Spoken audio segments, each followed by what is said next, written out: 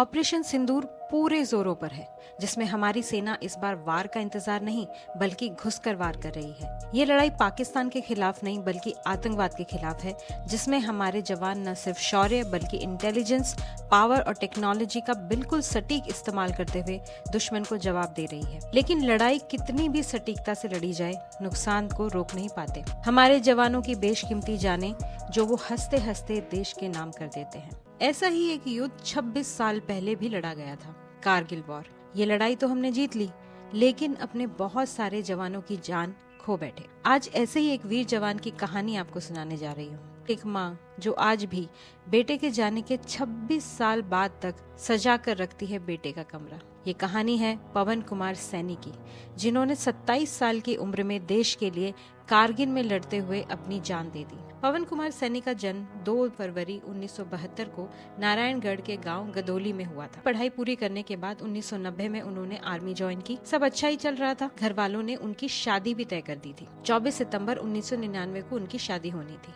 और शादी के लिए घर को रेनोवेट किया जा रहा था। इसी बीच कारगिल में वॉर की शुरुआत हो गई और शादी की तारीख से सिर्फ 25 दिन पहले खबर आई कि उनका बेटा कारगिल में दुश्मनों से लड़ते हुए शहीद हो गया। सोचिए कैसा माहौल होगा उस वक्त उनके घर में। माँ बाप के दर्द से ऊपर तो कुछ नहीं हो सकता, और उस लड़की का दर्द जिससे उनकी शादी होने वाली थी, जिसके साथ लाइफ शुरू करनी थी, वो शुरू करने से पहले ही चला गया। शायद वो दर्द पूरी जिंदगी साथ रहेगा। 80 साल से ऊपर की उनकी माँ, जो आज भी हाथ में खाने की थाली लिए शहीद बेटे के कमरे में बैठी रहती है।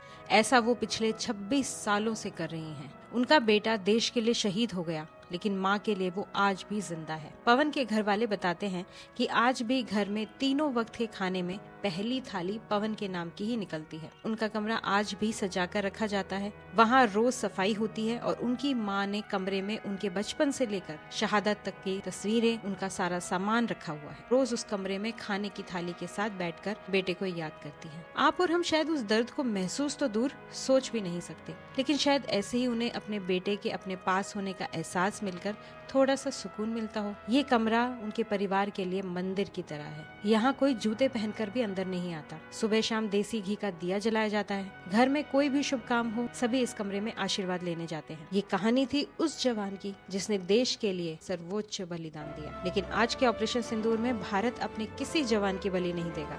हम टूटेंगे नहीं, तोड़ देंगे। उन जवानों की ये कहानियां याद करना बहुत जरूरी है, ताकि हम समझ सके कि आज जब हम अपने घरों में आराम से बैठे हैं तो उसके लिए किन किन लोगों ने अपनी जान न्यौछावर की है। फिर किसी महान आत्मा की कहानी लेकर आपके सामने आऊंगी। जय हिंद।